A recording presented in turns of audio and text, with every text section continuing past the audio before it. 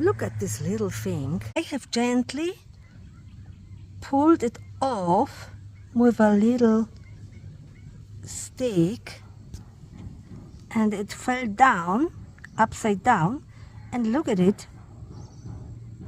It is moving.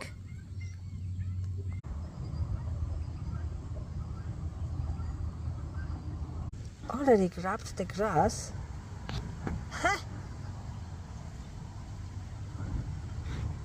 Little fluffy thing. I will take it to the next tree, not to my guava tree. Moving this little guy onto the eucalyptus tree. So there you go.